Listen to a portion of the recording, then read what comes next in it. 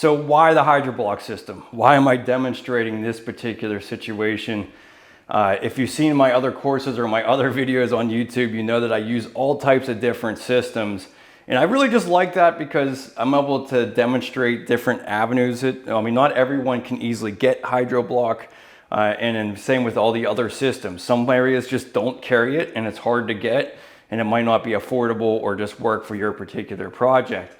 But one of the reasons I really love this system from right off the get-go was that this was basically a replica system of the Weedy system. And I've always loved the Weedy. It was something I started out my own contracting career with.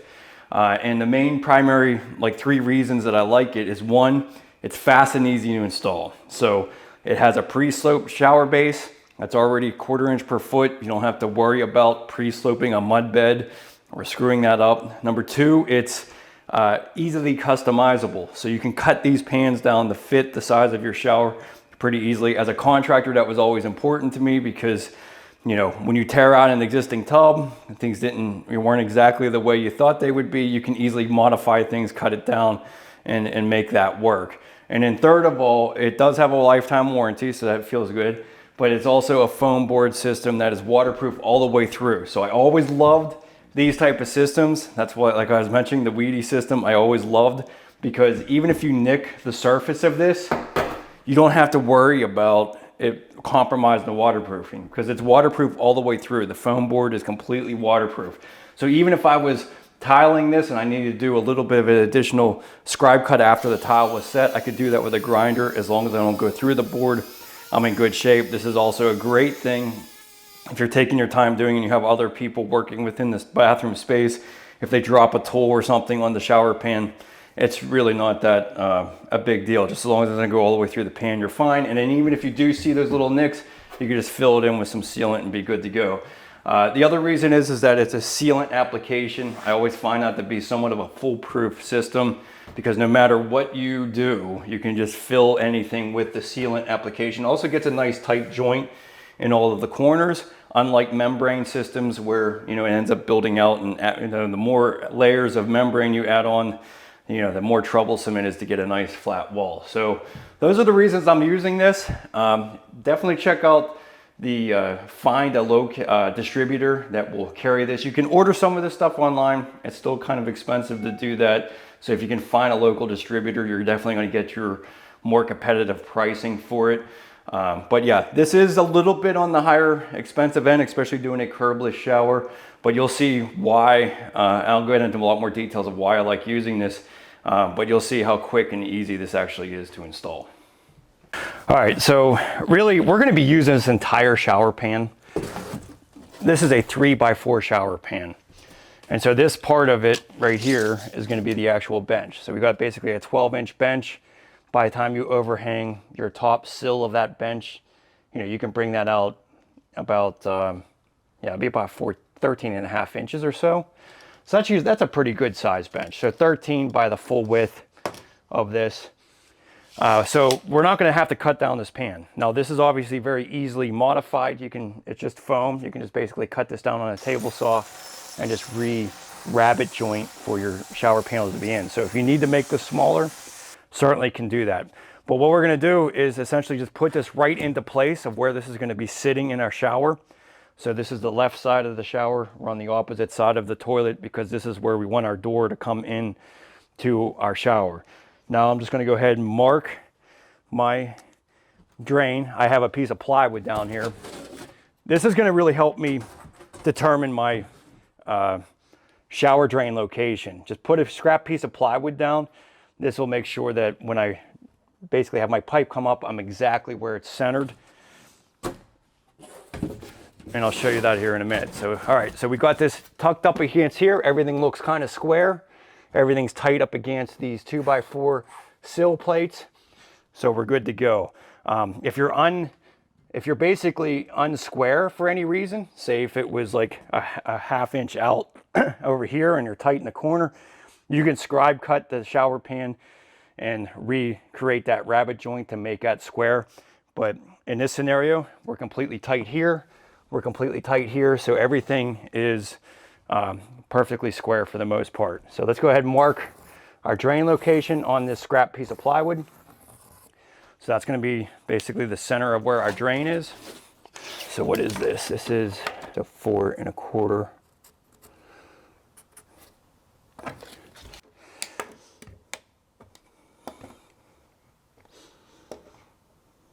Yeah. Okay, so we're going to just put a couple screws in this, make sure it doesn't move. We basically have a 2 9/16 inch drill bit. So this is going to make sure that we have this perfectly right where we need this pipe. So this is basically just a template to make sure that we have our drain exactly where we need it to be. So that what this will allow me to do is to get this pipe directly where I need it. All right, so you really need to have 2-inch piping to your shower, and it's really ideal if you have a 2-inch all the way down to your main waste stack. So we have 1.5 inches that was converted into this 2-inch pipe back here. So now we're going to go ahead and run a new 2-inch from this. And since everything's fitting the fitting here, we're going to have to basically use one of these bits that will be able to ream out the existing pipe and be able to allow us to run a new pipe in here. This reaming tool is really awesome. It really makes it so you can reuse fittings and not have to redesign all of your plumbing. Because when you have everything fitting the fitting, it can be very, very complicated. That's where this, basically $25 tool can save you a lot of work. So the first thing you want to do is just basically cut the piping off so that you can actually use the reaming tool. So that I have a bushing in here, so that's going to make it pretty complicated. I'm going to go back a little bit further and cut off the fitting behind it.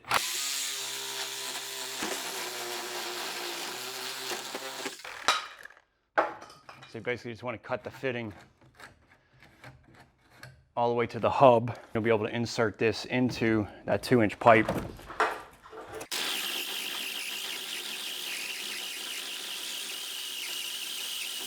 That's so awesome. So that just cuts that 2-inch pipe right out of there. Now I can just sleeve a new one in there and glue it in. Saves a ton of work. Okay, so now I can get my new 2-inch pipe in there. So we're just going to dry fit this first. Try to get this over to our new drain location. So we're going to use two 45-degree bends here. So we've got a P-trap, 2-inch P-trap. So we'll set this up through here and then measure to where this needs to be. Like 49 3/8. I don't have a long enough pipe, so I'm just going to use a coupling. And we'll measure that again.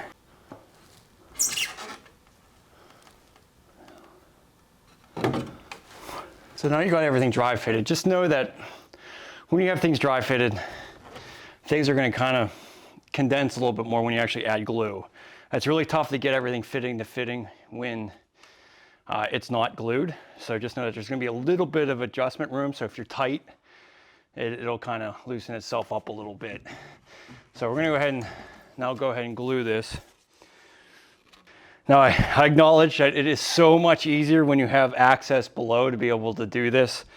And when you're actually in above a drywall ceiling, say above your kitchen, this is a little bit more cumbersome to be able to do, but you'll have the subfloor opened up and you should be able to reach everything.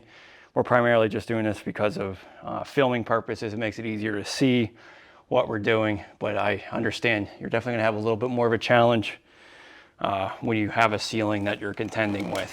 This is all ABS, so we need ABS glue. I kind of like ABS glue because it's a little bit, it's like a one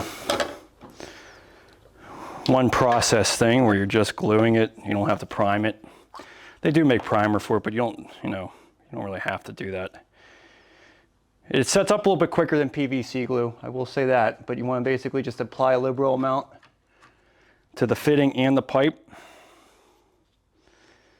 Make sure that it's completely covered in glue. And then now that we got that fitting reamed out, you just press that in. And now we have a nice glued fitting. That saves a lot of work because we have this vent right here that goes up. It would have been really cumbersome to cut all this and have to redo all of that. So that reaming tool saved a lot of time right there. I always kind of do the fittings that are kind of safe first, that you don't have to worry about the angle that you're going on. So I've got this little short pipe. And then we'll go ahead and offset this.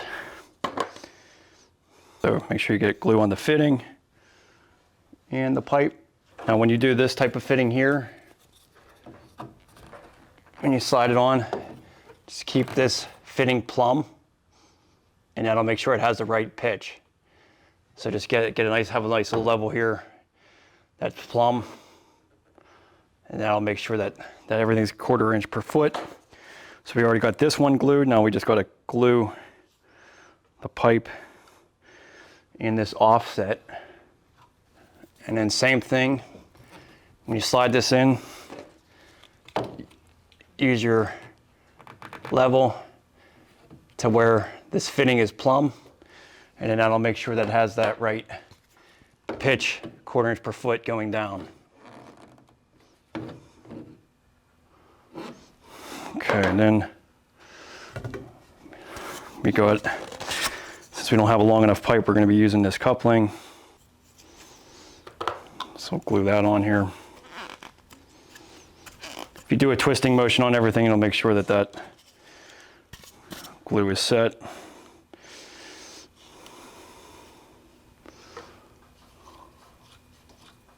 Okay.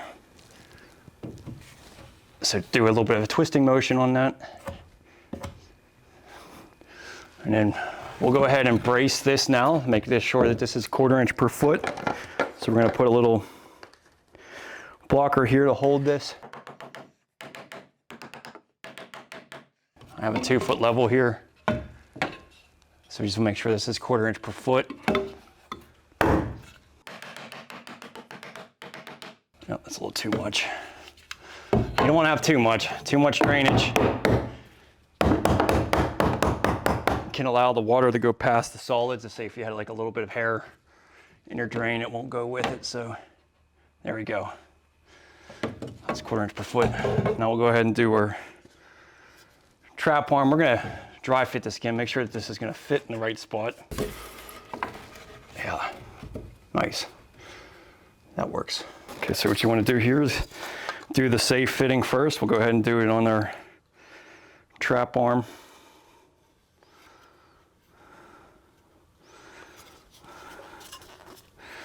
Okay, and then we'll go ahead and glue our pipe and our coupling. Okay, and then make sure that this stays level on the fitting so that we have a straight riser pipe.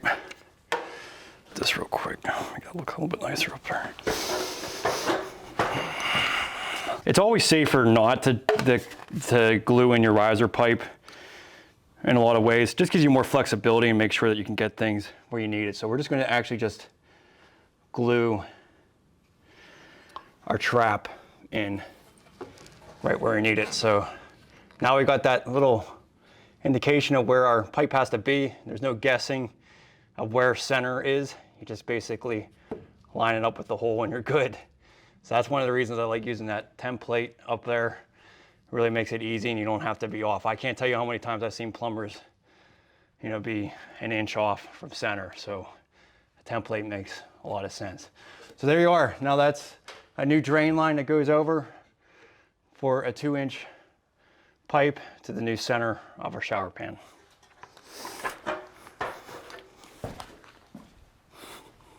All right, so we got our plumbing. Let's go ahead and just strap this, keep this from moving on us.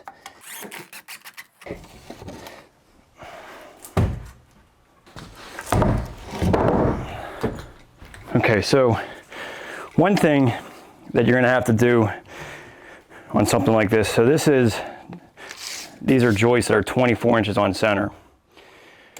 And that's because these are trusses for this second story of this garage.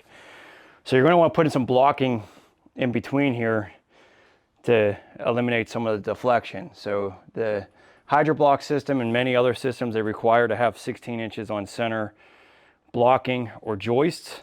So that's what we're going to do here. And really the concept here is just to make sure that we recess the plywood even with these joists. But you also want to pay attention to the levelness of these joists as well. If they're not level, your shower pan's not going to be level and it's not going to drain right. So let's just take a look, and I'm almost certain that this is out. So we're going to have to address that. Got some old glue on here. So yeah, I'm high on this side, and that makes it about level here. So go at 3/8 of an inch. So we're gonna have to make sure we adjust the framing on this to make sure that it's level. On a normal circumstance, I would just use a piece of 3/4 inch plywood and just make this even with the top of the joist. But in this circumstance, I need to make sure it's level. So I'm just gonna make sure the high side is even, and then I'm gonna make sure, then I'm gonna put a level on this scab 2x4 to make it level. So that's even with that joist right there. So we'll raise this to level. So what that does, it keeps it even here, and then obviously it's gonna raise it up above these joists over here. But don't worry about, you know, that gap between, once we get the new subfloor, and when we thin set the new pan down, we're just gonna basically be filling that with the thin set. So that's gonna be the method that we make sure that our subfloor is even, is basically just recessing this plywood and making sure the plywood is level. All right, so same strategy here. Just putting this right up against the joist.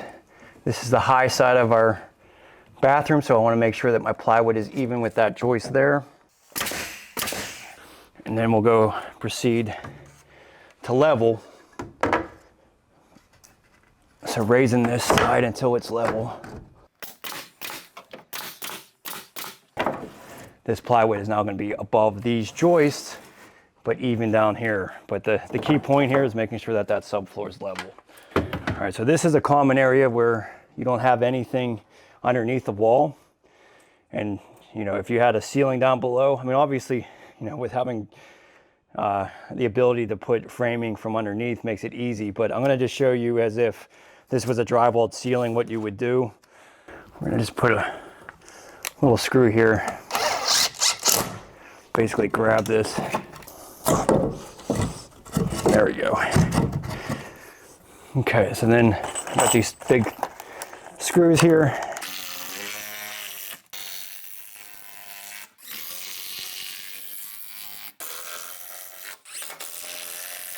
Okay, so that gives us support. Now this is a little bit below that joist, but as long as you have support here, and then we can apply thin set over top of that, we'll be good shape. So we're gonna do the same thing for the other side.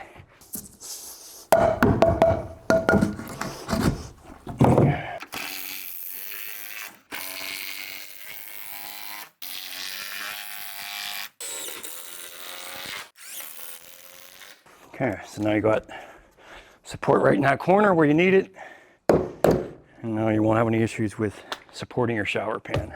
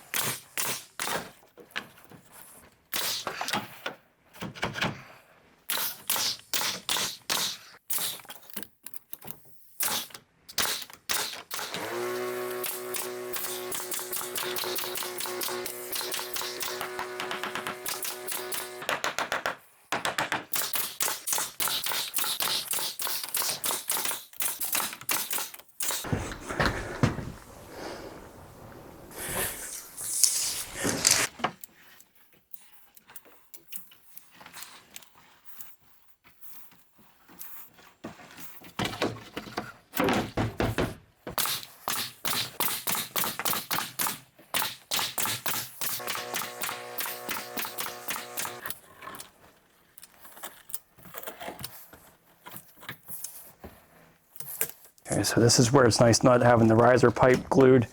Just take it out, put your plywood down, and then cut out where that needs to be.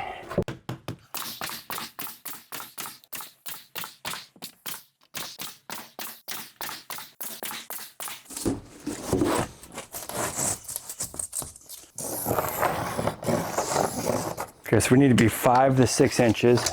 This is 8 inches here, or 8.5, I should say. So 4 1/4.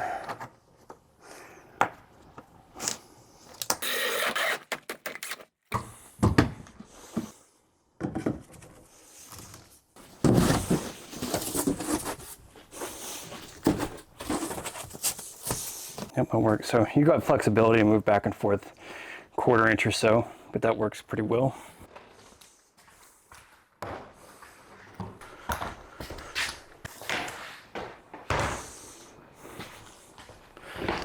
Now that this is all level here, you know, when I put the plywood, so basically I'm going to be bringing plywood straight across. Meeting up with this, you put your 1/4 inch material down, and then it's just the perfect evenness here. So, but I need a couple more 2x4s. It's always amazing how much lumber you go through, but I need to get some scabs on these 2x4s because we are pitching down from this point over. So that needs to be raised up on that side to make this all even. But this is really the main concept here, is just recessing this plywood with your joists. And then when you add new plywood over top of it, you'll be in good shape. So, I mean, this is the primary reason why you really want to take out all the subfloor in a small bathroom like this. It just makes it a lot easier. Trying to work around existing flooring can be really troublesome and just not worth the extra effort. I mean, we're really only talking 3 sheets of plywood altogether to do this. And just to mention, I do like OSB. I personally find it to be better than the CDX plywood in a lot of ways. It's just that it's not really particle anymore. This stuff is an oriented strand board. It's designed and engineered to hold the load of things. And I've done a lot of bathrooms with it, and in a lot of ways I find it to have less deflection. There's no delaminating of it, and it can really hold up to a lot of abuse. Now, the only thing about this is that when you go to rechange the bathroom again some point, you're going to be tearing it all up. You're not going to be able to really salvage OSB all that much, because once you get thin set embedded onto this, it just doesn't want to come off. But ultimately, you know, hopefully you're building bathrooms that are going to last 30 years and you're not really concerned about renovating again in any time soon. So, but yeah, we're gonna get more lumber. We'll come back another day and finish this floor off. Okay, so now the main subfloor. We're gonna go ahead and block this up. So this level now is completely level, as we have for the shower pan. So everything's gonna go off of basically what this platform that we created here. So you wanna pay attention. I typically like to have 2 levels with me, like a 6-foot or a 4-foot. And if you don't have a 6-foot level, you don't have to go out and spend $100 for it. You could just use a 2x4 that goes all the way across and just use a 4-foot level that goes over top of it. But we're gonna go ahead and set some of these additional blocks. Now, looking at this one here, we have a little bit of a pitch downwards this way as well on this one. So we can't just go right off of our joist. We have to raise this side as well. So, you know, the idea here is just to keep everything 100% level. So I'm going to start with our block back here. So essentially I'm just using my 2x4 scabs, and I'm just going to make it sure it goes up to the top of this level where it's level. Okay, and then we'll use our 4-foot level to go across this way.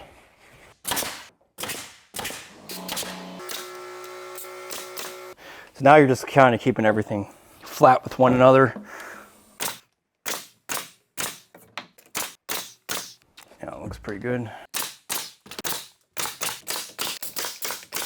Okay, so just as long as you have basically 24 inch on center on your joist with 3/4 inch plywood, you should be good. So we don't really have to do anything here. We already have support for our plywood.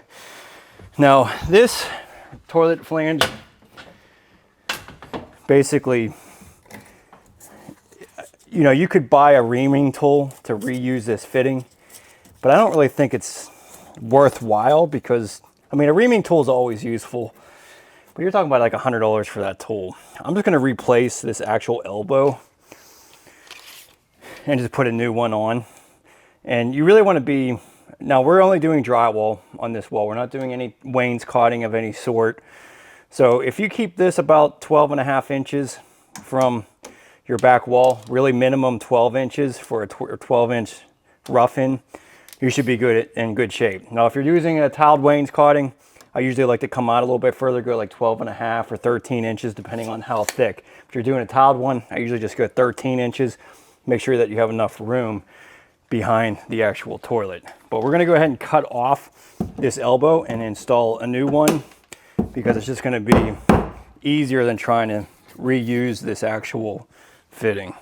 Now, I am replacing this regular standard 90-degree bend with a long sweep. This is going to provide me a little bit more room because I'm going to be cutting off the actual hub, and I want to be a minimum, like the closest I want to be to this wall is 12 inches, because you're going to have 1/2 inch drywall still on the outside of here.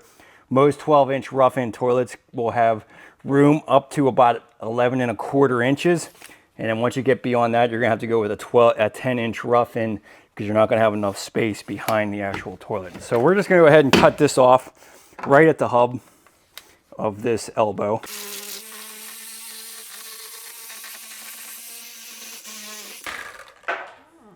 Let's slide this on and see where this gets us.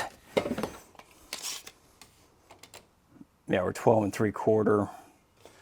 So once I glue this, it'll actually go in a little bit further. But yeah, I mean, it'll be about 12.5 by the time we're done. That works out pretty well. So you want to glue the fitting and the pipe. Now, since this is ABS, we're using ABS glue.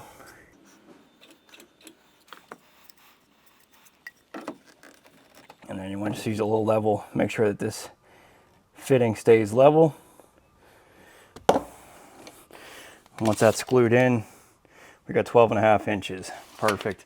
And then we're going to use, after we set the subflooring and the waterproofing, we're going to slide in a toilet flange that will go right on top of the subfloor.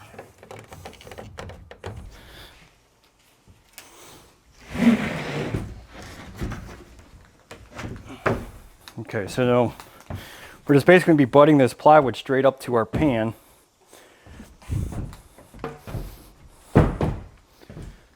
So if you want to make sure, I would use a scrap piece of your board.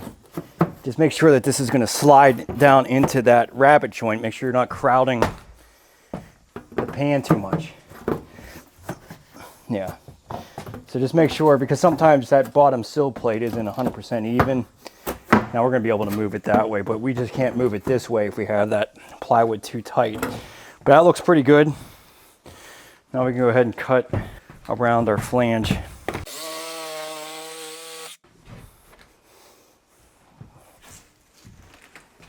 And you want to use some glue.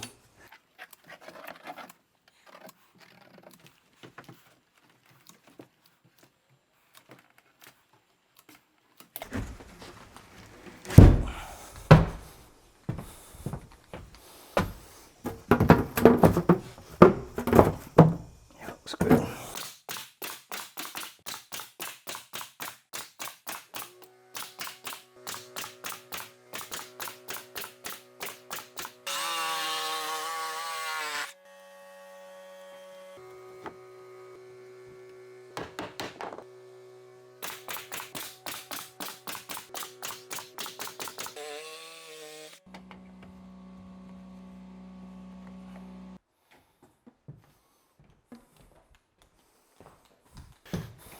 Okay, so now this plywood, once I get my underlayment on here, it'll be nice and even with that shower pan. So that is pretty awesome. Now you have a completely level subfloor.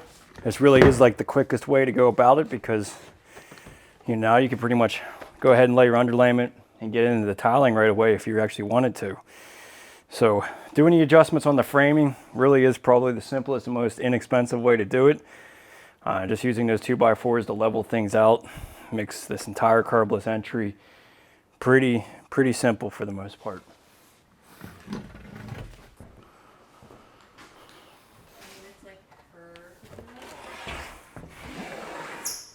All right, so blocking for the shower. If you're going to be putting shower doors in, highly recommend just putting like a 2x6 or something right at the division of where you're going to be putting your shower door, so that you have anchors. This is especially important for shower doors that have the wall mounted brackets, because you really need to get into something substantial for it to connect to. Now we are going to be running drywall right at this transition and waterproofing on the inside of the shower. So if you use a 2x6 directly right in the center of where the shower transition is going to be, you'll have plenty of anchoring points for your material.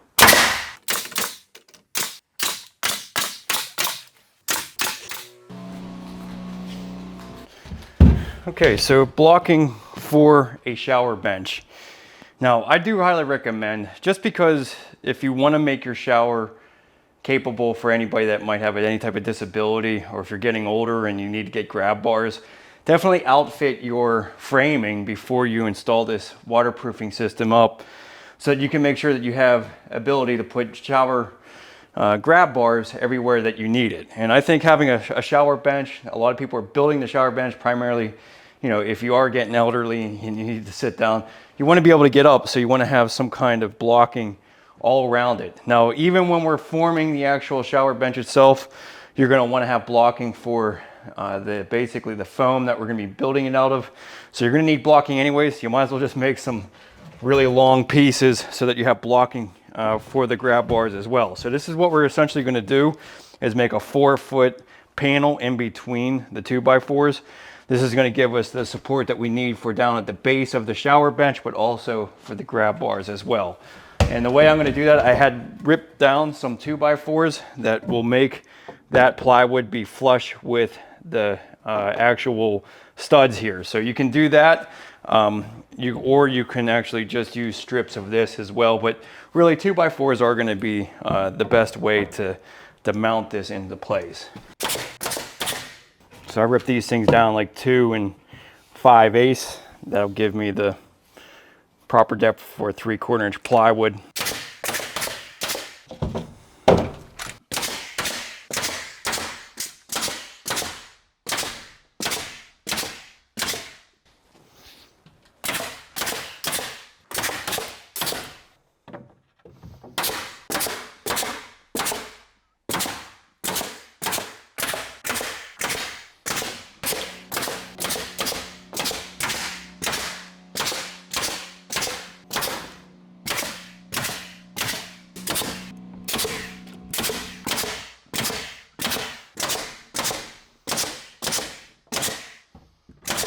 Okay, so then I would, inside the shower area, I would make this somewhere around 36 inches or so. And I just put some blocking all across here, so in case you wanted a grab bar on the back.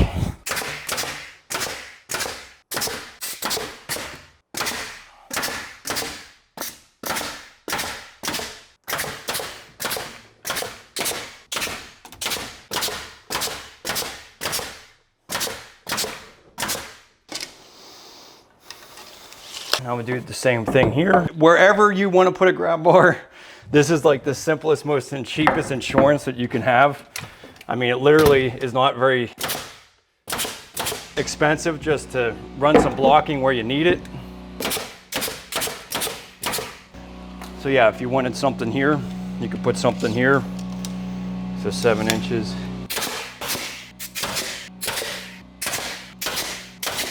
You got a grab bar here to get in the shower. You have something across here, get something all the way across the back. So you have it covered. This is a very inexpensive way just to make sure that you have the blocking so that you can add the things later on. Makes it a lot safer. And as a contractor, you want to make sure you have blocking, because this is a liability. This is something you can get sued over if you got hurt, if somebody got hurt in the shower that you built. So adding this is like an insurance policy. It's only $40 worth of material, and now I know that the client's going to when they get into the shower. All right, so curbless showers. This is something that has been trending for over a decade now. I've installed my fair share, many different systems out there to be able to do this very easily. And they all really come down to the same method or the same idea of how to go about it. And that is to recess the plywood within the shower area. So you can see my floor joist here, and here we have the plywood in between the joists, and so we're just about level with those joists. And this gives me, when I put new plywood on the outside of the floor, it gives me 3/4 of an inch drop down into the shower. And that's where these shower pans, majority of the systems that are made, are about 1 inch thick. So this one by HYDROBLOK, this is called their low profile shower pan. It was 1 inch thick. So when you place this into your shower area, you basically have a 1/4 inch step up.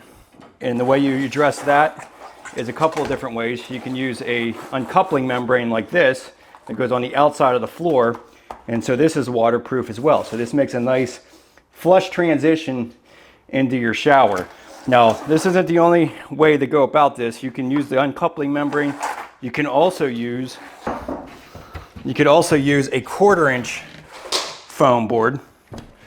So this you can basically just thin set and screw down.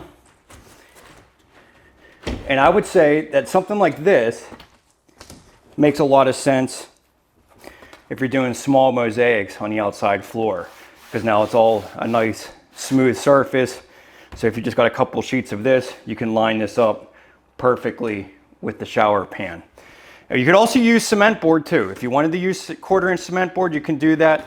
You're just going to have to do a liquid waterproofing on the outside of the floor, or at least 3 foot outside the shower. You always want to have waterproofing for a curbless shower coming out of the shower, and I highly recommend just doing the entire floor. So if you want to do 1/4 inch backer board, it makes a lot of sense, especially if you're using those small mosaics. It's a nice flush surface to set towel over. If not, using the coupling membrane works well. And then I would say the last option that you could do is just to simply floor level the whole outside floor up to the level of the shower pan. In a lot of circumstances, that can make a lot of sense, especially if your floor is unlevel on the outside floor. Now, we addressed it in this shower. We actually made the framing all level, but if you didn't do that and you just wanted to put new plywood down, you could just use floor leveler, level it right up to here, and now you know you have a perfect transition into your shower. You would just have to do a liquid waterproofing on the outside of the shower as well. So those are 3 best options: uncoupling membrane, 1/4 inch backer board, or floor leveler.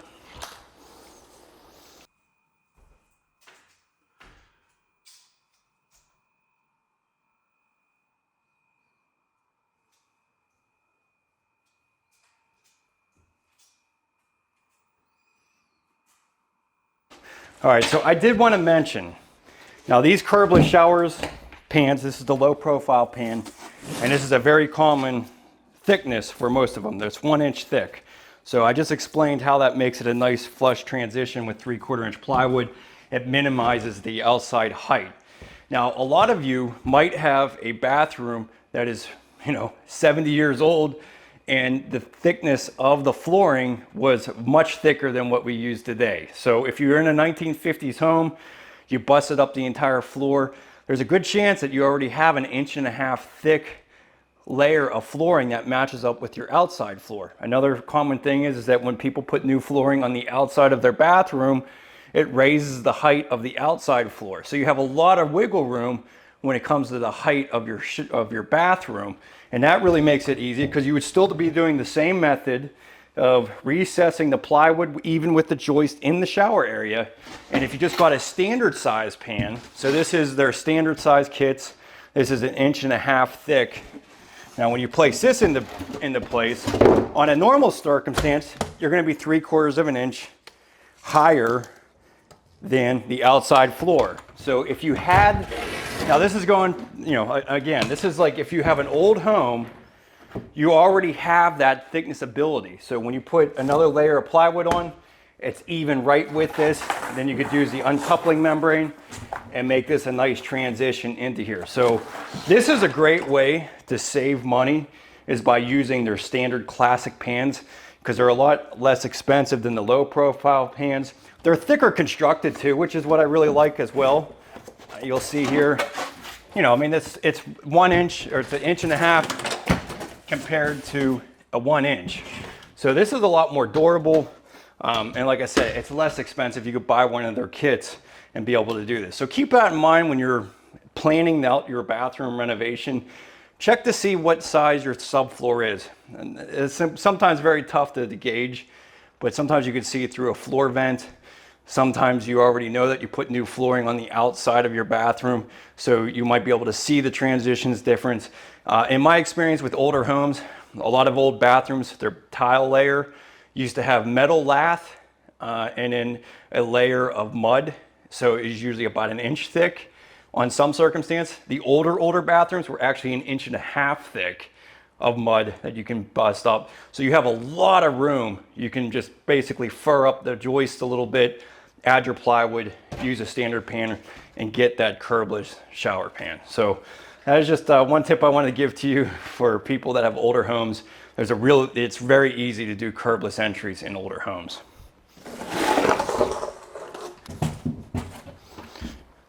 Okay, so first thing we're going to do in this system is going to be setting the shower pan and setting the floor drain, and then we could go on to building the bench and basically adhering all the walls. So the whole concept of this is to have the wall board go down inside of the shower pan. So there's a little groove that goes all the way around here that we have to make sure we maintain when we set this pan. But let's go ahead and mix up some thin set, because we're going to need thin set to bond the pan. We're also going to need it to bond the uncoupling membrane on the outside floor as well. So I'm going to just mix up a whole bag so that we have plenty of thin set to be able to bond all of this. Okay, so when it comes to thin set, it just needs to be a modified thin set. We're going to be using Sitka 450 LHT. This is just a modified thin set. It's something that's great for setting floor tile, but it's also great for the membranes as well. The one thing I would mention about any thin set that you're going to use, make sure it's modified for number one, but two, make sure it's fairly flowy. Make sure that it has whatever the water ratio says on the back of the bag. Make sure that you add that full amount, because you want this to be as loose as possible. You're not setting tile at this stage, you're just setting membranes in the shower floor pan. So you want it to be fairly loose consistency. If it's too thick, you're gonna have a hard time bonding the fleece of the membranes down, and might even have a hard time setting the pan into place. So my biggest word of advice is just make sure that all of your thin set is mixed very well and a loose consistency. You almost kind of want it to fall off the trowel. You want it to be a little bit looser than what you would actually set the tile with.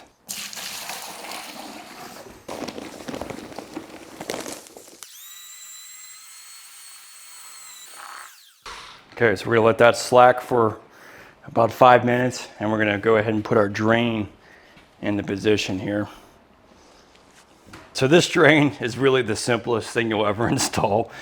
It's actually kind of amazing, really, because there is no gluing this actual drain assembly to the riser pipe. Now we got to glue the riser pipe into our piping because we didn't glue it when we were installing it, and there's a lot of reasons to keep this out from being glued.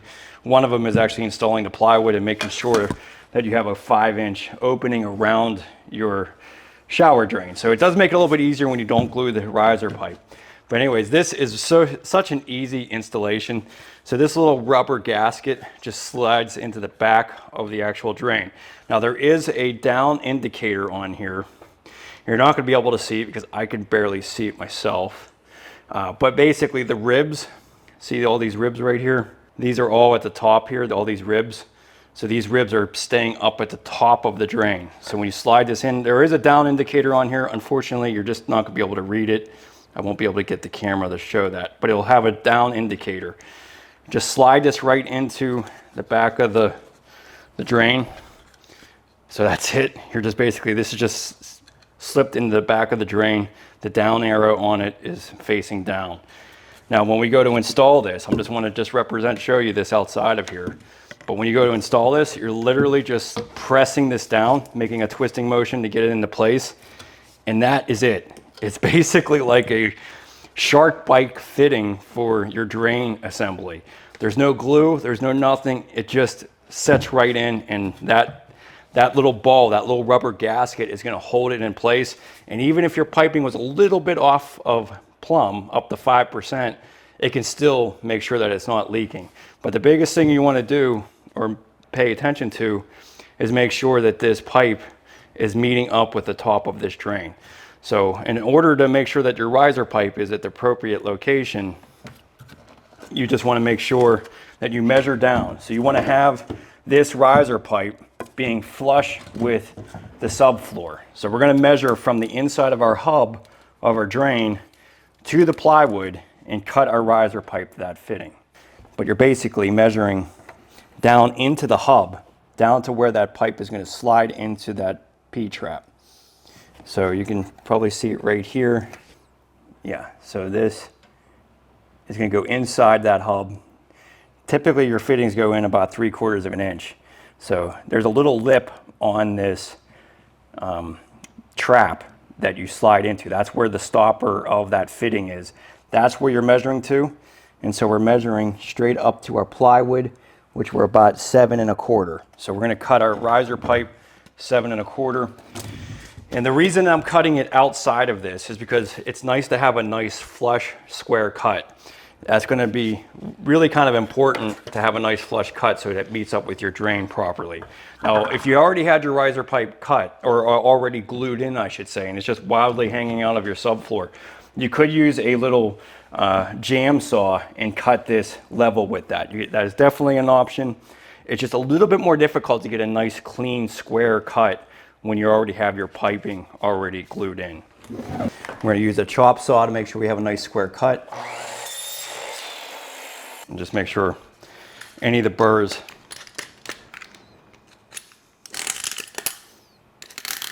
are off the pipe.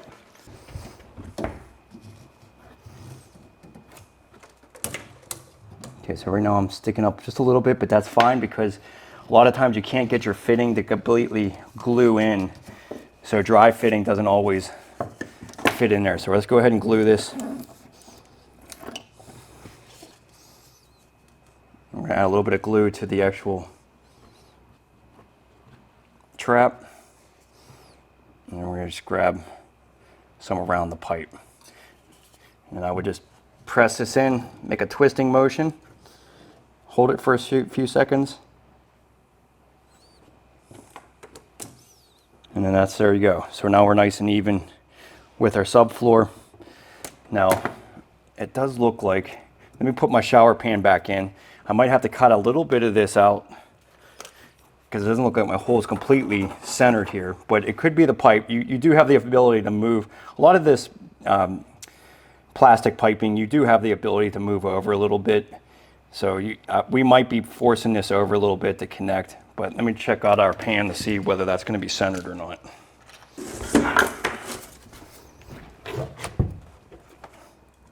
So what's nice about this is that you can actually test it and be able to pull it off and try it again. So let's go ahead and press this down. Yeah, so you have the ability to see how I can move this back and forth. I've got a 1/2 inch of room there. And then what we're going to be doing, we're going to end up screwing into the actual subfloor. So that's going to work out perfectly. And once we get a little bit of thin set underneath the pan, it'll raise it up a little bit. But you can see I have a little bit of playroom here. So that's about 1/4 inch. That's about how much thin set I'm going to be putting underneath of it. So that works out perfectly.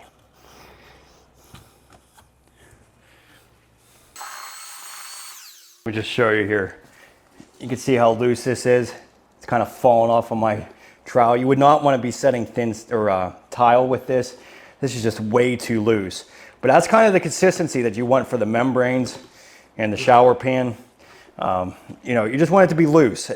Most of the problems happen when the thin set is too thick and it's not bonding properly, because there's a fleece on the back of this that thin set has to bond into. And if it's too thick, it won't actually absorb into this fleece and you won't get a good bond. So the looser the thin set layer, in my mind, the better it'll be.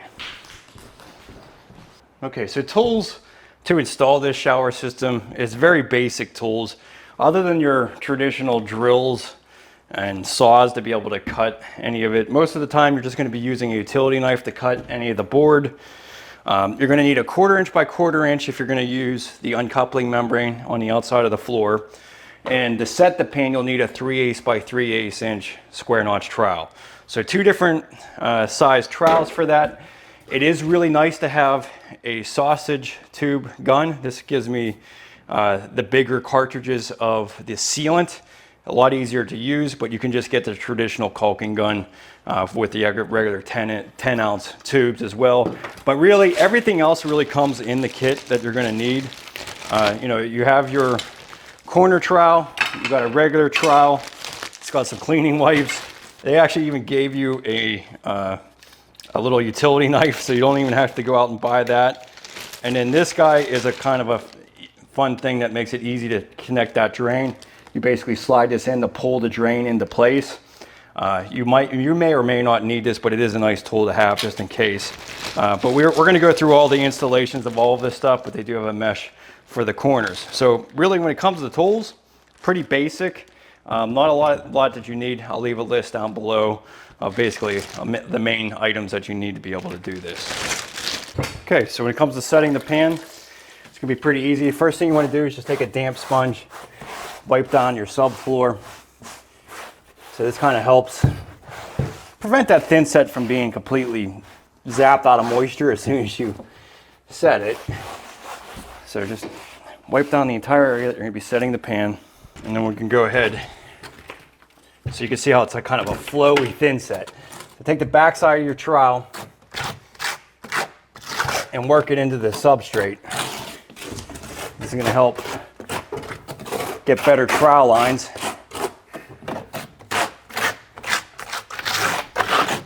Make sure that it's real bonded to the surface.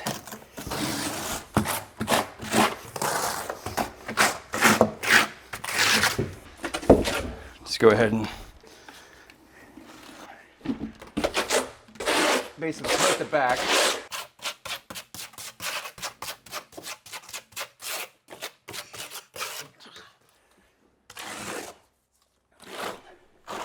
So I do want to mention that this thin set was a little bit too wet, a little bit too much water on this aspect. It just became a looser consistency that I wanted. Now this is really terrific consistency for membranes, but for the shower pan, it would have been nice to be a little bit thicker.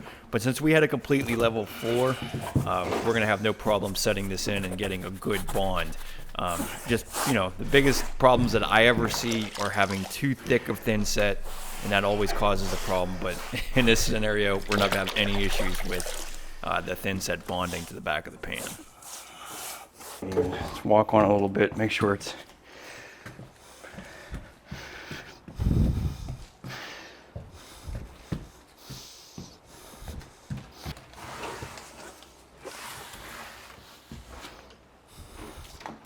okay. Now the one thing I would make sure of is that your board is able to slide into the actual rabbet joint. So just take a scrap piece of this and make sure that this sits into place. You just want to make sure that these slide in, because if your wall wasn't square or something, you might have a problem with that. And it actually wouldn't be a bad idea honestly just to leave this in there while you build that bench. So I'll just screw this into place. Little piece here just to make sure that sits in place too. Yeah, so nice. So that's nice and tight, that's nice and tight. Now we got the pan right where we need it. Let's make sure that see all that thin set kind of oozing out of that corner there. Is that what you want to see? Yeah, definitely want to see enough bonding underneath of it. So we'll just remove that excess thin set here.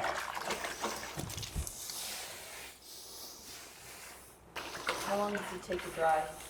Well, it'll take, for the synthesis to dry, it's going to take 24 hours, but you can pretty much get everything done and start tiling in a couple hours. It's just the actual thin set's not going to be completely cured for 24 hours.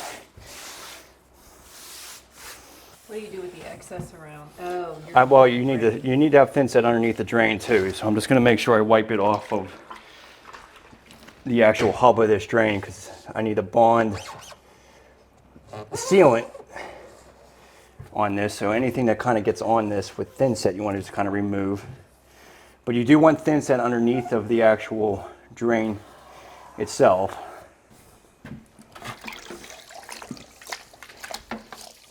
Okay, so now for the easy part, the drain. Now you just want to make sure all the thin set's off of around the actual hub here. I would just use a dry cloth and keep that kind of dry, because you want the sealant to bond well to this. So just take all that off of there. Make sure it's dry. Now you do want thin set underneath it here because it needs to bond. And then we're going to take the sealant and we're going to run 2 beads around here. So be generous with it, because anything that comes out of here we'll just be able to wipe off. So go around the entire drain hub here. So basically just filling this entire cavity.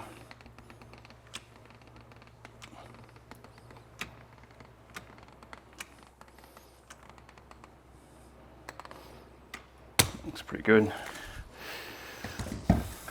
Okay, and then basically you got your little hub in here. Slip this right over the drain. Yeah, works great. And you can even, if you need to, you can just grab your drain here with this little drain tool and pull it up by putting pressure on it, but we're nice and tight here. And we'll just basically move this over to center. But you want to just feel right around here, make sure that the drain is tight to the hub.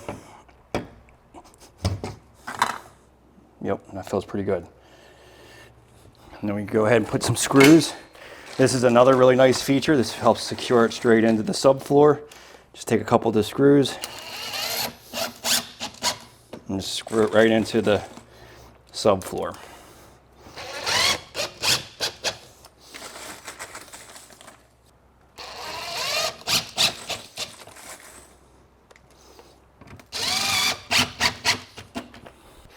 From that point, just apply a little bit more sealant around the drain.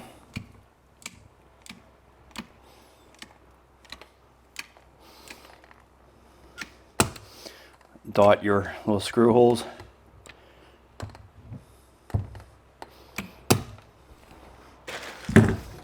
And just smooth that out. You can see that little groove right here. You could just fill that entire groove with the sealant.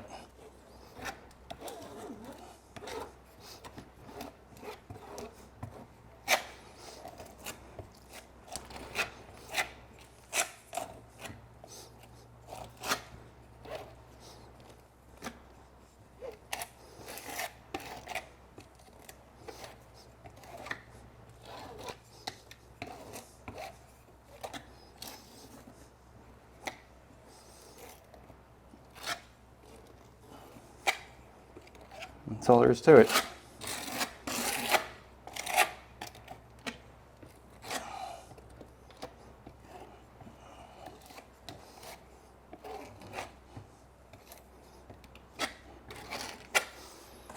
Okay, I'll grab that little bowl.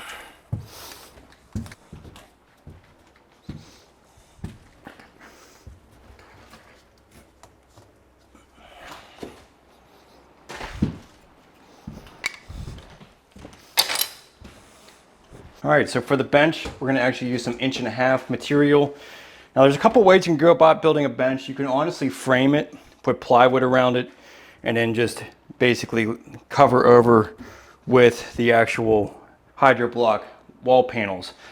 And in reality, that would work just the same, but it honestly is better to have everything foam because there isn't any expansion contraction of wood. But if you construct it well, there's no reason you couldn't do this out of framing as well. But we're going to use the 1.5" board.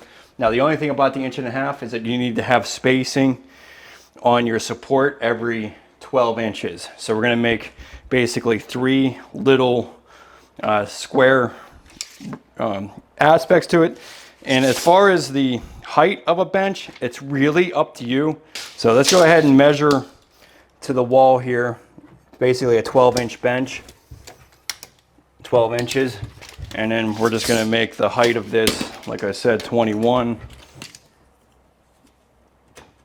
You know, and you can honestly always build up. So if you didn't like the height, you could always add on another layer of the HYDROBLOK to build up the height if you wanted to. Once you're too high, there's not much you can do. So we'll go 21 by 12 and we'll make 3 of those little supports for it, essentially.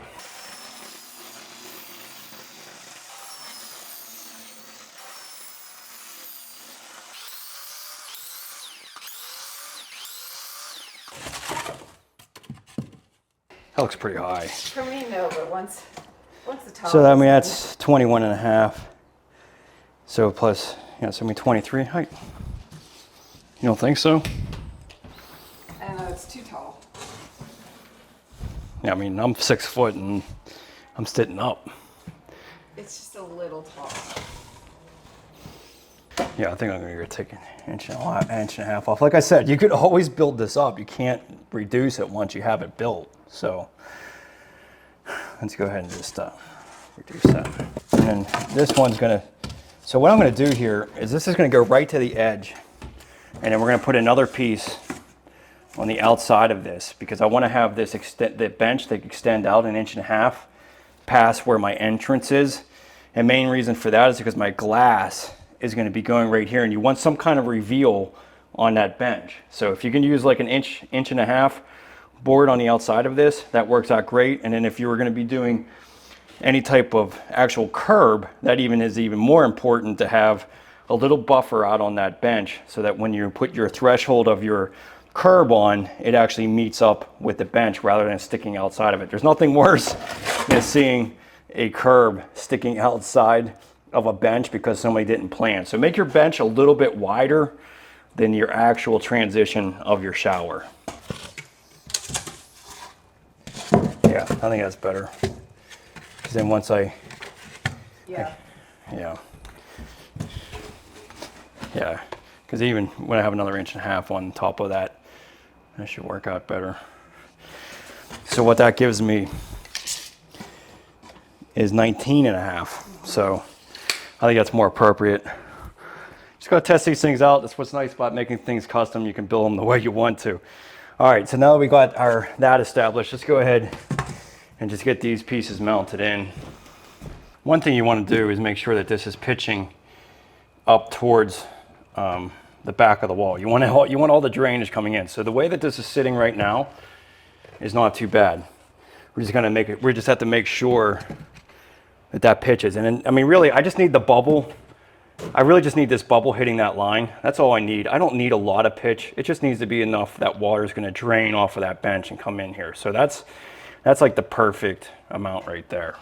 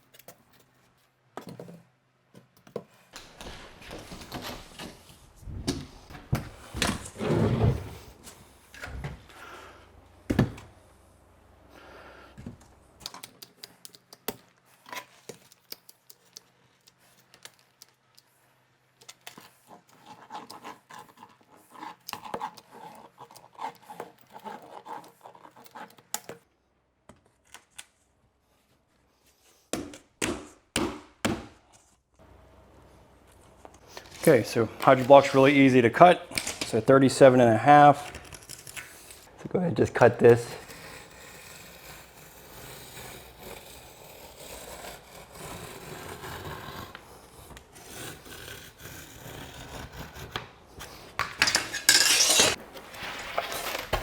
No dust,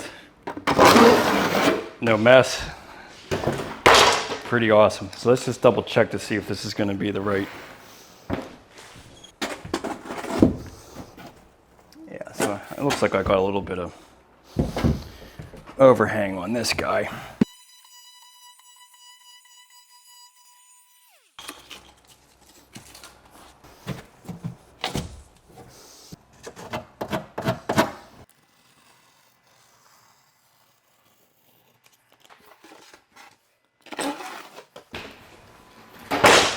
So that should work.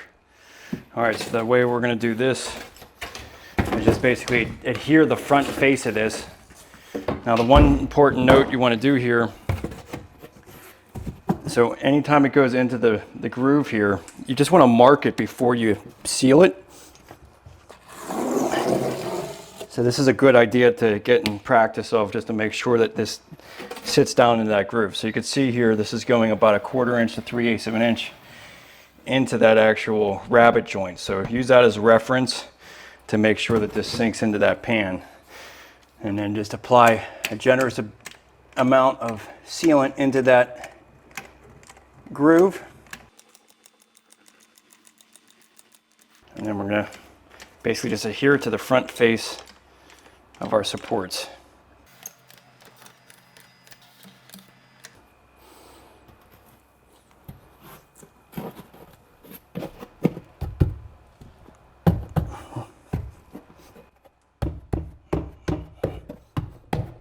Okay, and then just make sure that you can see how that's oozing out of there. It's a good sign. That's all nice and square and plumb.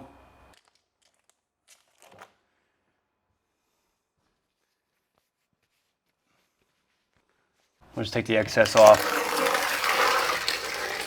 and we'll address that corner again here in a minute. But you don't want that to harden up on there. But that looks good. You've got everything filled, and then we'll go ahead and make a top. Now, the way I'm going to make this top, the reason I built the bench first is because I basically want to create the same idea as I do for the pan. I want to rabbet joint the top of this so that the wall boards set down into the top of the actual bench top.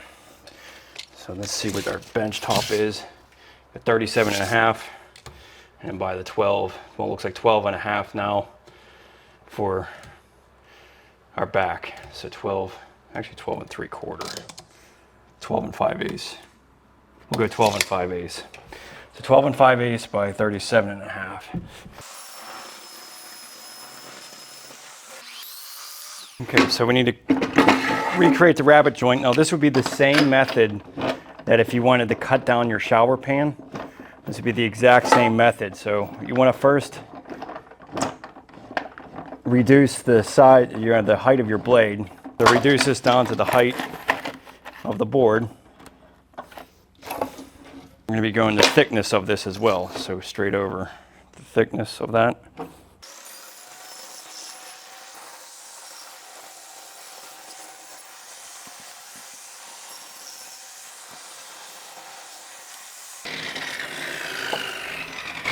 So now you're able to recess that board straight into the top of that bench. So that's how we're going to lock it in and make that waterproof. So we just need to cut this little guy out here.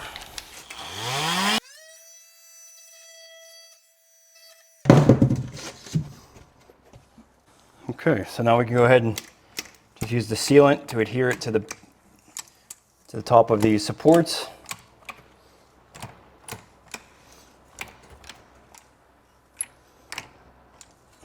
I always use a lot more sealant this way, but just to show you this sausage tube, when you pull this out, you can see how that cartridge is completely spent. So you just pull this out, then you throw in a new tube, just poke the top,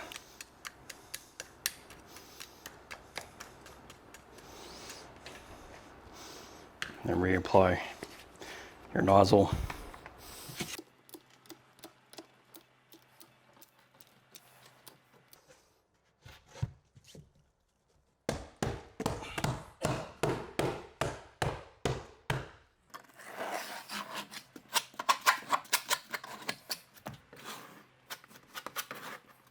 Okay, so just double check.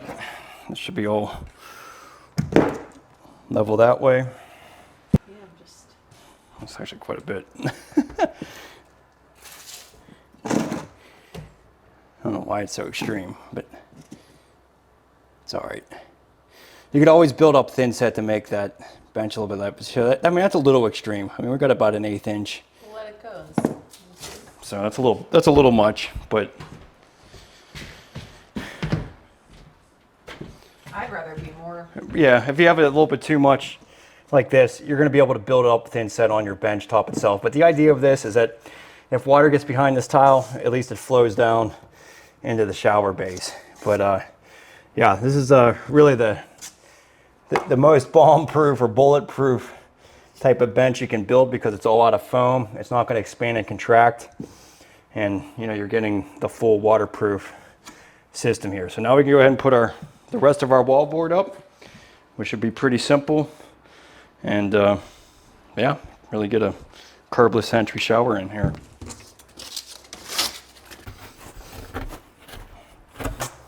Okay, looks good.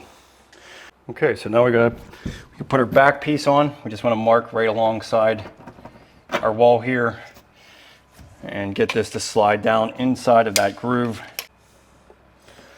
Okay, so going down the top of my pan, we're at 19 1/4.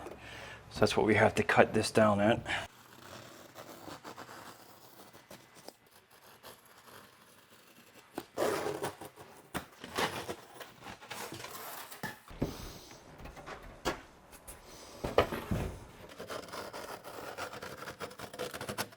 One nice thing about this, it's easy to scribe cut in the field. If you ever used cement board, that wasn't going to happen like that. So this is going to take a little bit of, just because you're trying to get into here and be tight against here, it's going to be a little bit cumbersome. But let's just go ahead and mark this so that we know whether we got into the actual groove, because it's going to be very difficult to tell when we actually put all that sealant in those grooves. So at least when we got it marked, we can make sure that it's, there we go. So you can see this, you get that whole line, about 3/8 of an inch going into that rabbet joint. So that's a good indicator, same here. You can see that's about 3/8 of an inch going into that rabbet joint. That's what you want to make sure that you ensure that you have. Just fill your joint full of sealant. That's where this sausage tube really helps out, because it really makes it easy to fill it up with plenty of sealant. You know, this is the most important aspect to the shower pan. So it's important to completely fill that. Where the board's meeting the side here, we're going to put a nice big bead against that as well. And we're also going to fill up this joint where it goes into the bench.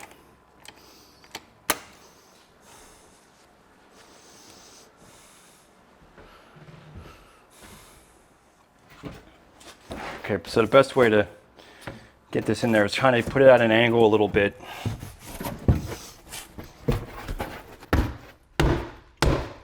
And then push down on it. And you can see how that's squeezing out of the joint there. And you can see your mark all along there. You can see it all along here. Now I did push this bench out a little bit, the bench top. There you go. So you can see that all oozed out of there. That's what you want to see all the way along there. All right, so now the rule of thumb on this one, on the first row, is you want to be about 12 inches off the floor. And the main priority reason for that is if that framing was recessed below here, you might pull the joint apart. So keep your first row of screws 12 inches off the floor.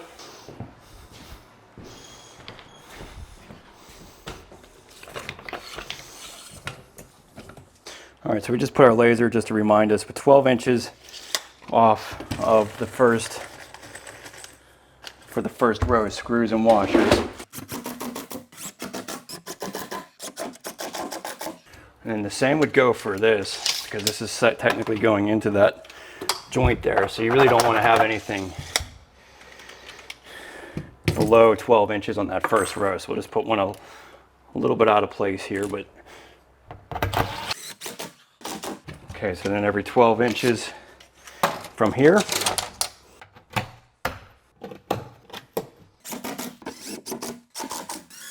Okay, then take this excess sealant. Make sure you smooth it out. We'll be addressing that here on our final waterproofing details.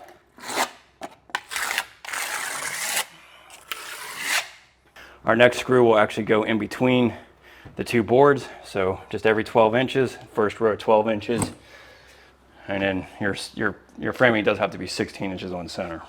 All right, so where the board meets the board, just put a generous bead all the way along the top of that board.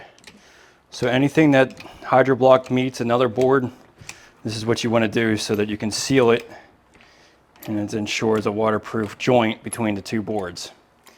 So be generous with it, make sure it has plenty of sealant.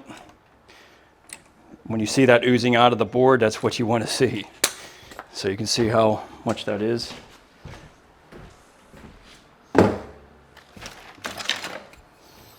Put our next panel in. Push that down into the sealant. You can see how that's pushing out. And we can just pinch the two boards together. I do want to mention when you put these washers in, you want to sink them down to where you can actually put the putty or the actual sealant over it. So make sure it's recessed and it's actually kind of squeezing that board fully. If the washer's outside of this, it's just going to cause problems with tiling. And the proper way to secure it is just to have it slightly below the surface.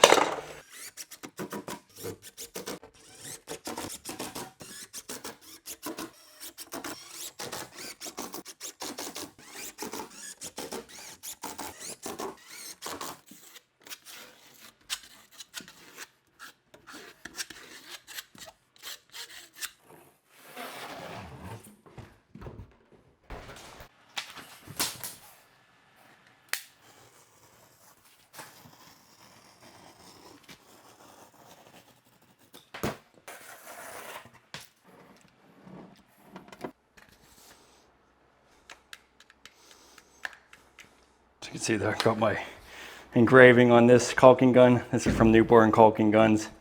I'm getting caulking on it already, but it's nice to have it engraved.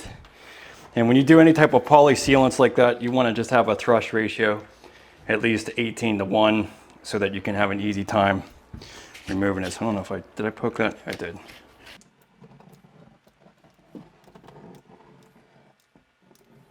Okay, so if you tilt this out on a diagonal, make sure it gets that sealant.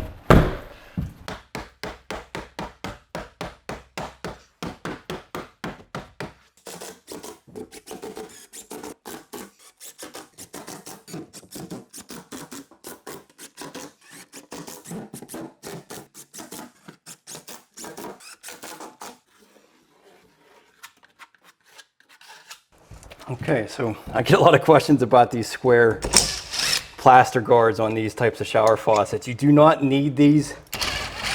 These are primarily helpful to gauge their depth of your wall, but also if you had a thin wall application like an acrylic tub surround, this would meet up with the back of the tub. But otherwise, you don't need it. You can take it off and then you can put a seal around this. So we're just gonna cut a 4.5-inch circle directly around the center of this. So let's go get ahead and get our board set in and measured for this. So we'll set this down into the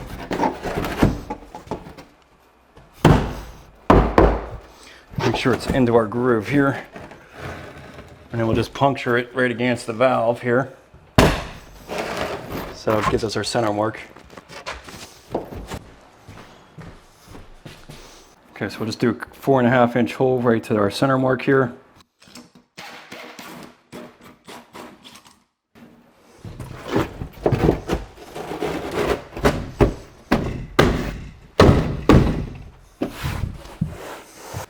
It's a little bit off, but that'll be all right.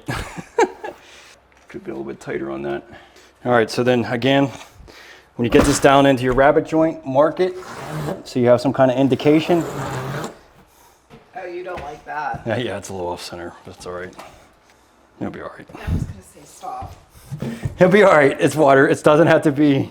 This is like the rough framing of tile. The waterproofing. I mean, you want to be accurate, but Well, it has like a sleeve that goes over that. yeah, it does. Yeah, no, it totally does. Yeah. So you can see that's a good 3/8 inch all the way along there. That's what our reference point is for when we slide this into place. So make sure you fill this entire cavity. That's where it's nice to have framing right up against the pan too, so that you can just fill this entire void. You can actually see a little bit of daylight down below there, but just fill this entire joint. and then go all the way up the wall. Because then this will adhere and make a waterproof joint towards the wall.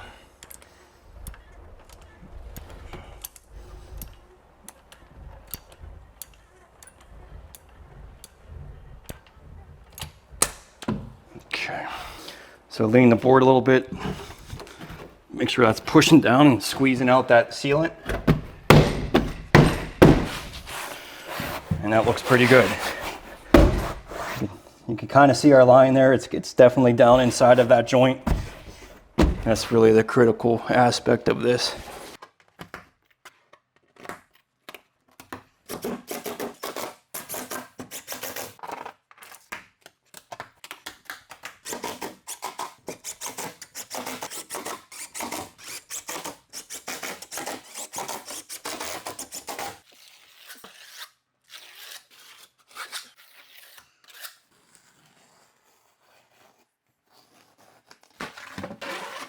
Sit on here. Get a center mark here.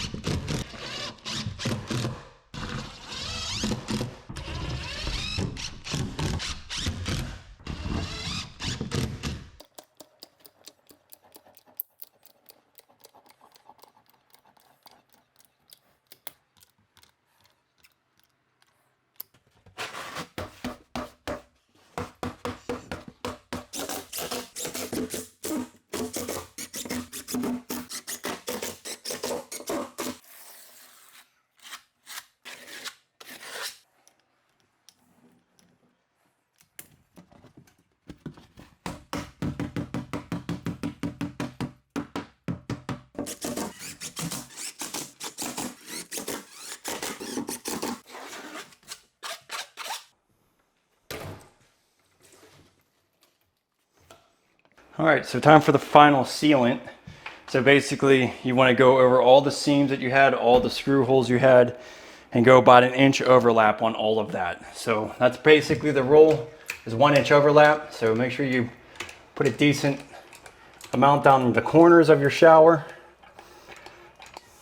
So we're going to start with the corners first on the vertical surface and then work our way around. So this is one of the real reasons I love these sealant application systems, because they're just so much easier than any type of membrane system or even liquid waterproofing. You know, we're filming, so it takes us a little bit longer to get some of this done, but I could do this whole shower normally in about 3 hours, and you could flood test it that same day if you wanted to. So there's a lot of reasons why this is such a fast and easier system than a lot of other waterproofing systems. You know, liquid waterproofing is awesome, but it takes up a lot of time. You know, you're basically, you know, you can't usually get onto a liquid waterproofed shower for a day. Technically, I could go ahead and set the shower floor tonight if I was really motivated and wanting to get things done. So you can really move quickly onto tiling with a system like this. And then just being that sealant application, it's just like any hole, anything that I messed up, I can just fill it in and smooth it out.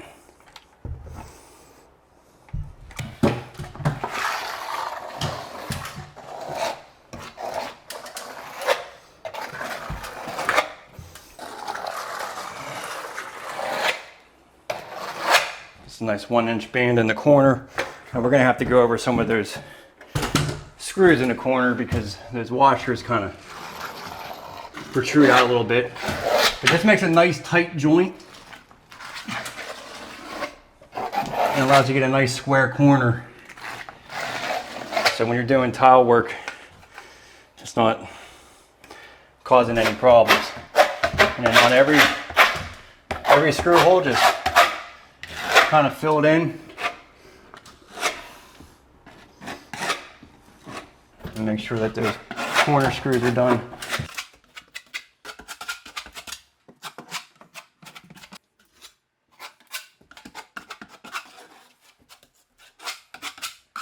So this drywall seam is outside of the shower area.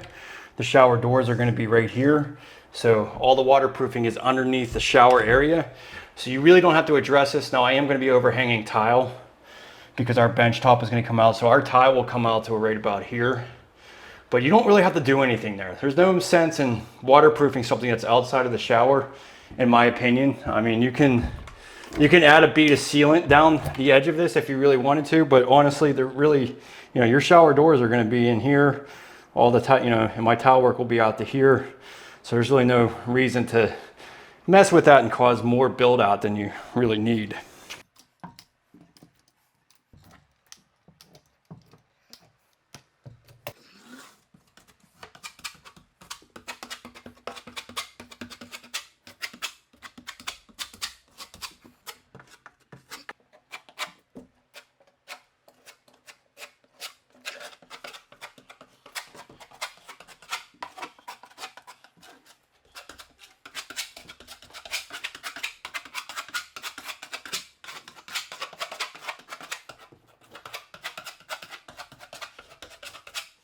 Okay, so that takes care of the walls. And then we'll go ahead and go across our bench here too.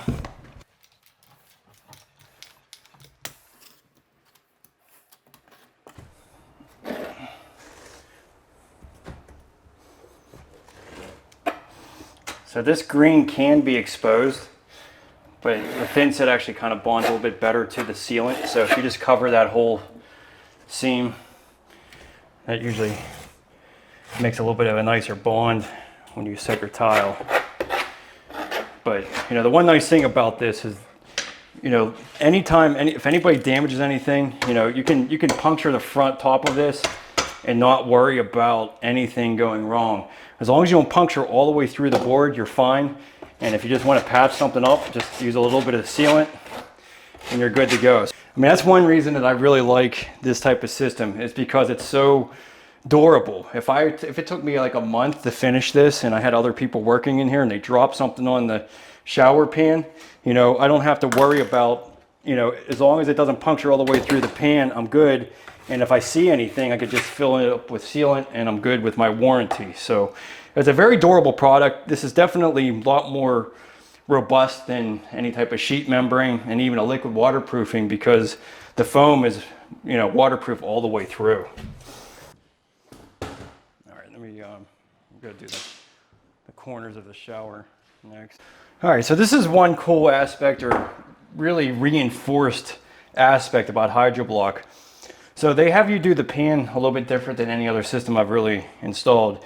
And that is using some of this alkali resistant mesh tape in the corners along with the sealant. So we'll go around with the first round of sealant and basically use that corner trowel to completely coat this entire corners all the way around. And I just think this is a great idea. I think this is something that gives you peace of mind that you're going to have a little bit of a reinforcement. So just take your corner putty knife and just go all the way around the base, because this is like really the most critical aspect of this system. So just fold it into the corner and then we'll coat it again with more sealant.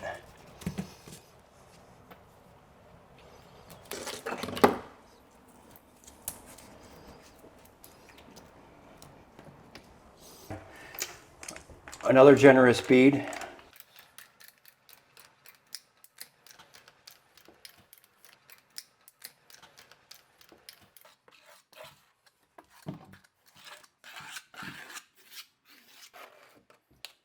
I mean, there's no doubt this is going to make a really strong corner.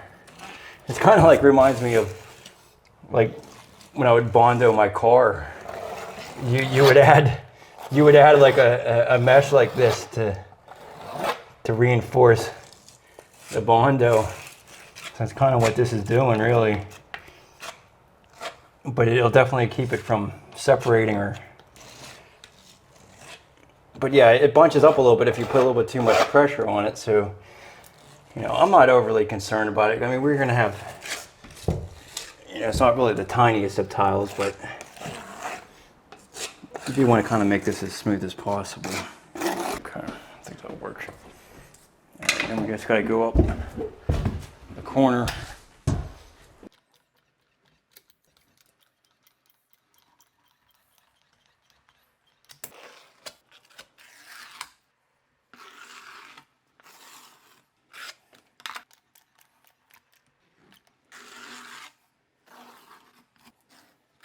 All right, so now we'll go on to our uncoupling membrane next.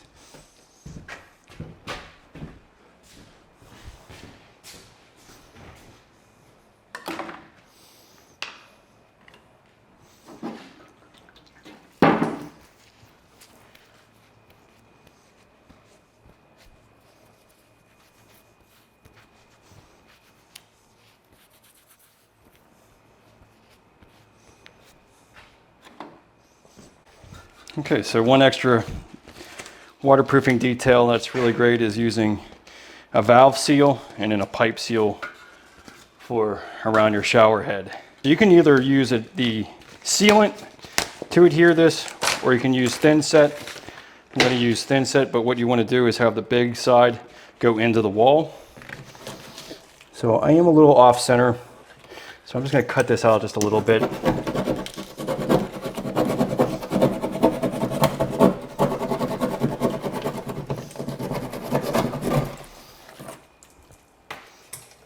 Just to center this up.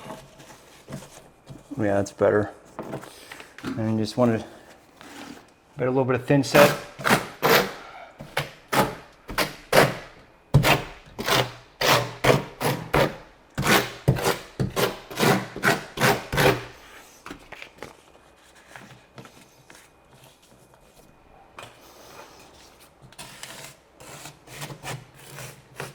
And just embed that.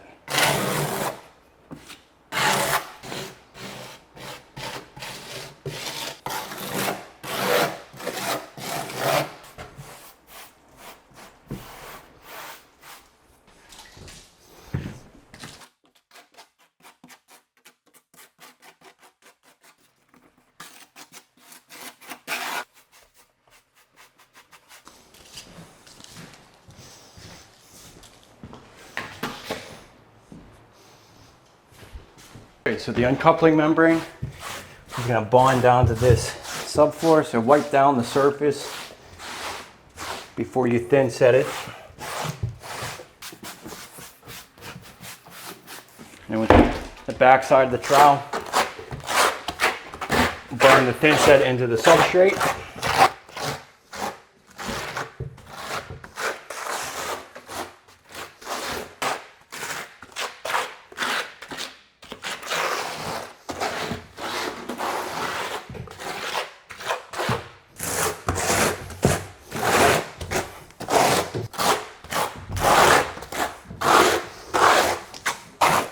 We're just going to thin set right to the edge of the pan. To the little rabbit joint that we had. We're just going to fill with thin set and allow that fleece to bond to that part of the pan.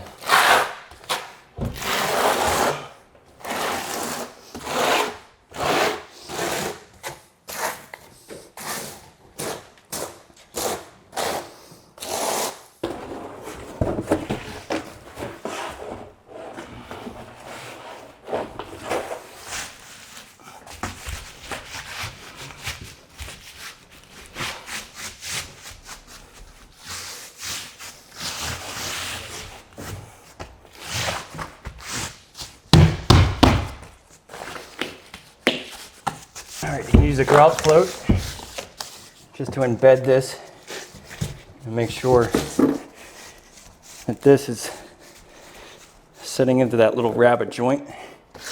We're going to address that in a minute. We're going to do a sealing to that.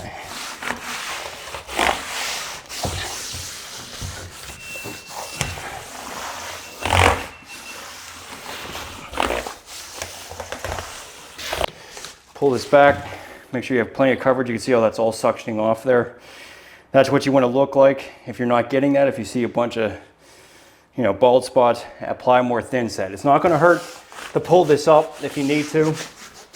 And I mean, you can pull it all up if you wanted to, just to check to see what that coverage is looking like. But you kind of do feel like I need a little bit more right here. It's not bad, but just want to make sure it's well set.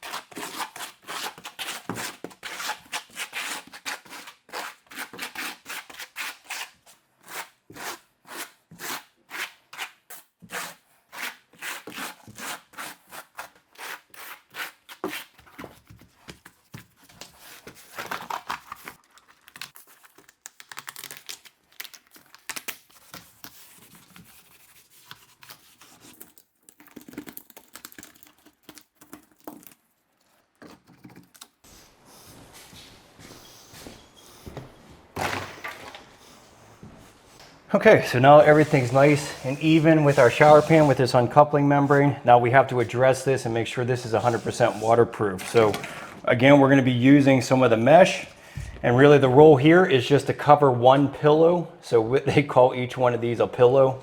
So cover an entire pillow width, which is basically about 1 inch, and go all the way along that strip. So we're going to go ahead and use more of the sealant and go all the way along here and embed that mesh tape.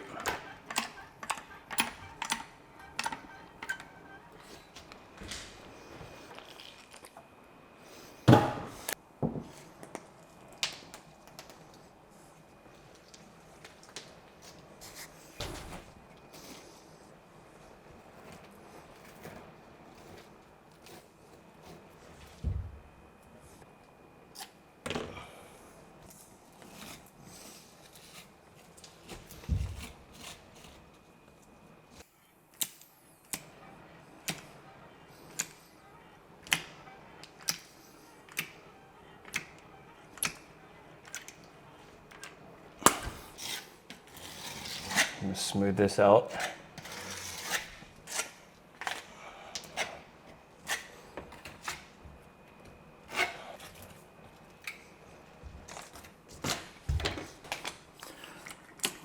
Honestly, it doesn't hurt to use more sealant.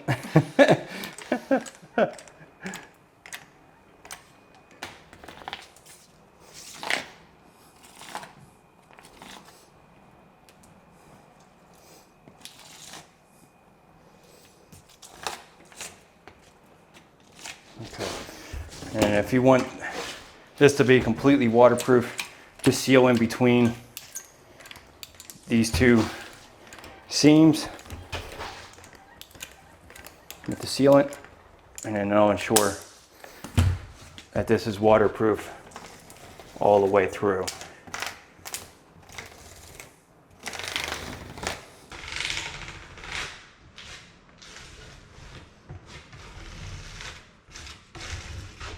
All right, there we go.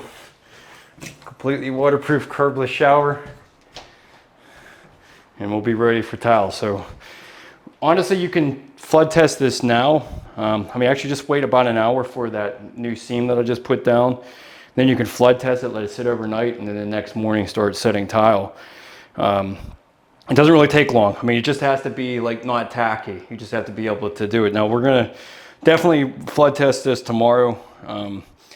We wanna just put something down so that we can make a flood test out of a curbless shower. It's kind of tough to do, but you basically just put a piece of board down and then fill it up with water. But it's easier to do that when everything's 100% dry.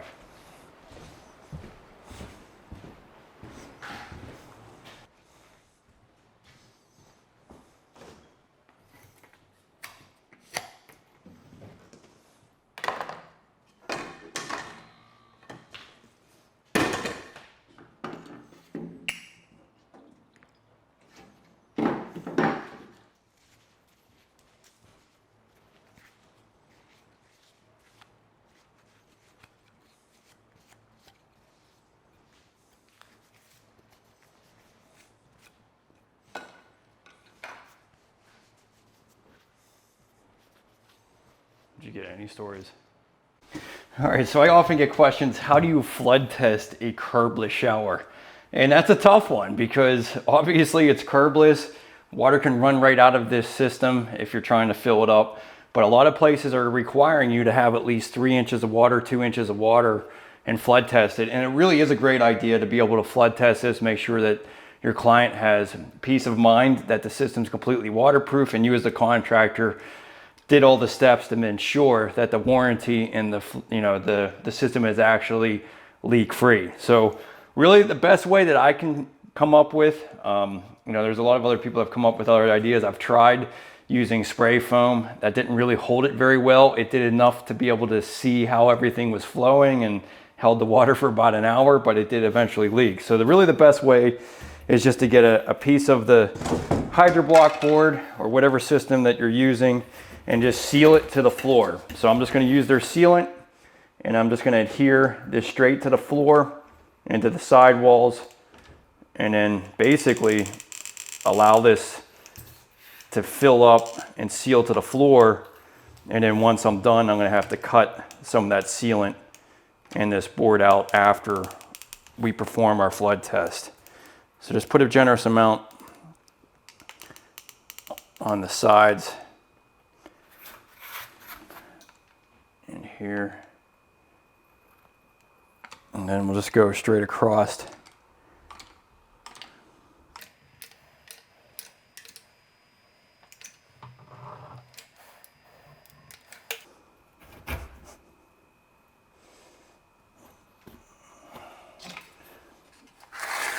And just make sure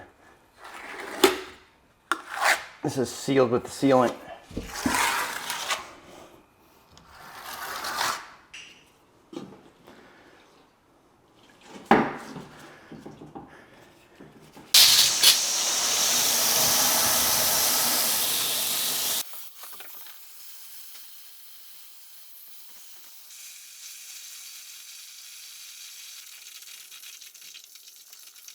So we got all the water in here. I would just make a mark somewhere that you're going to remember it.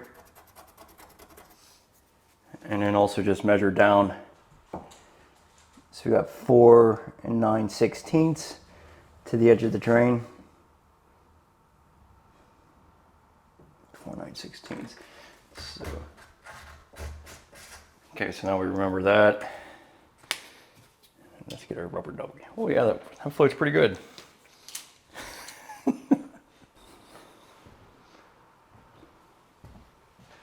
All right, so we actually let this sit here for 5 days, which is way longer than anyone would normally leave it, but it is pretty awesome. Definitely held very well. So just measure down again, make sure you get that 4 9/16. And yeah, we're at the right water level, so everything really held up very well. The HYDROBLOK actually does give you a little corkscrew wine bottle opener, so you can pull out the actual ball. There we go. That's a lot of water. It is a lot of water. I don't know why it shut off like that. Okay. All right, so let's go ahead and remove this. I'll just cut this out. And just be careful not to dig down into your joint too much. Just try to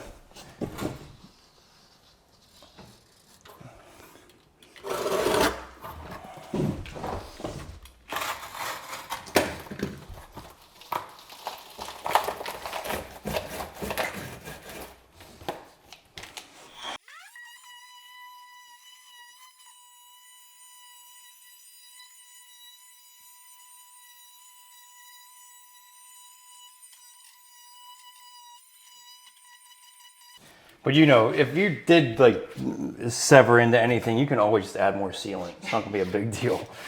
But yeah, I mean, it's worth the extra effort to seal that right.